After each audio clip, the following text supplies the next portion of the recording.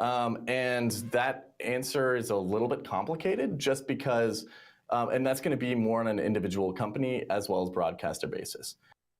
If you broadcast a certain genre of game, and a company has identified you as like, wow, this person plays, they have a new 4X game coming out, and you play Civ and you play Stellaris and you play all of those variety of games. They identify you as somebody who likely has an audience who is interested in these games. You're going to be a natural fit.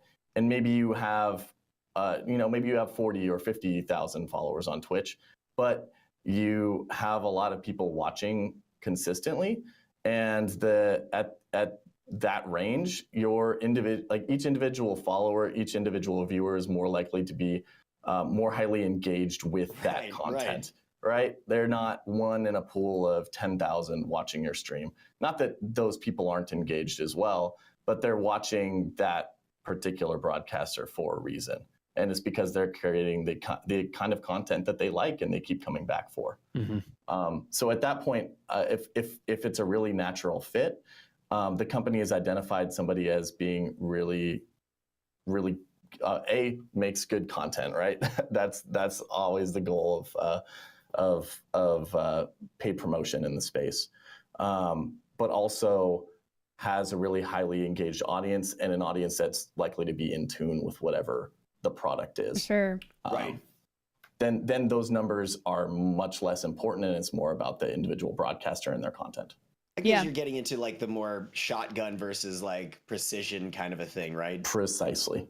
I think it's not about the follower threshold getting smaller, but I think it's more about it getting less relevant and brands realizing that its follower count really doesn't have much of a correlation to viewership or success on an activation, whereas things like hours watched and your average concurrent viewership, and obviously what Clopptagon was saying, like the genres of games you play versus like what the activation is about. I think those have so much more relevance, and I think companies are also realizing like the engagement with mid to smaller streamers can actually be more powerful than like one big streamer, right? Just getting like a dozen, like maybe like smaller streamers to work on something.